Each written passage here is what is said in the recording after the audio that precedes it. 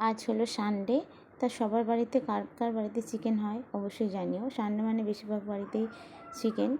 তাই চিকেন কষাটা করতে করতে পেঁয়াজটা ভেজে আদা রসুন দিয়ে চিকেনটা আমি কষতে থাকলাম।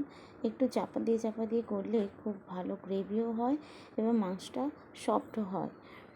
চাপা দিয়ে করলাম, দুটো কাঁচা লঙ্কা চিড়ে দিয়ে দিয়েছিলাম। দিয়ে মাংসের কষা আমার কমপ্লিট। কেমন হয়েছে অবশ্যই জানিও। পুঁই শাক রান্না করার জন্য কচু কটা নুন দিয়ে ভেজে নেব। 2 পিস করে নিয়েছি ছাড়িয়ে। পেঁয়াজটা ভাজতে দিয়েছি ওর ওপরে।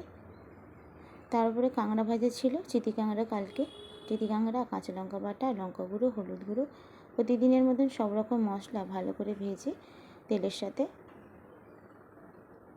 কাঁকড়া, কচু মশলা ভালো করে ভেজে নেব।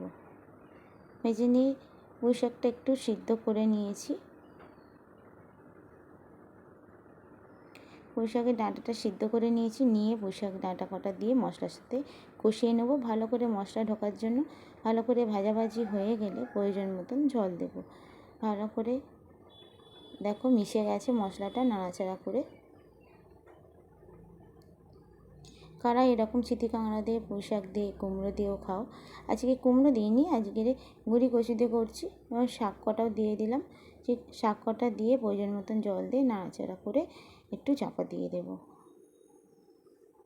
ঝোলটা টেনে গেলে ভালো করে নাড়াচাড়া করে আরেকবার খোলা শুদ্ধ আলু 4 পিস করে দিয়ে দেব। দিয়ে ভালো করে মিশিয়ে নেব। আর একদিকে হচ্ছে চিকেন, আর একদিকে হচ্ছে পুঁই শাক, দুদিকে দুটো বসিয়েছি।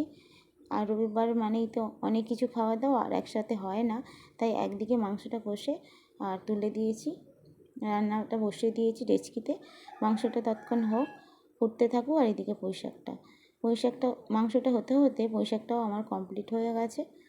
কারা এরমভাবে রান্না করে অবশ্যই জানো আমার মতন। দুদিকেই আমি রান্নাটা করি। দেখো পুঁই শাকের রসটা ঠিক শেষ হয়ে এসছে এবং শুকনো শুকনো হয়ে গেলে নামিয়ে নেব। চিকেনটাও ফুটছে। ব্যাস, পুঁই শাক রান্নাটা আমার কমপ্লিট। পুঁই শাকটা ঢেলে ফেলেছি। আর চাটনি আর কচু, ভেটকোল পাতা বাটা অন্যদিন দেখাবো। কারা কারা খাও অবশ্যই জানিও, কমেন্ট করতে ভুলো না।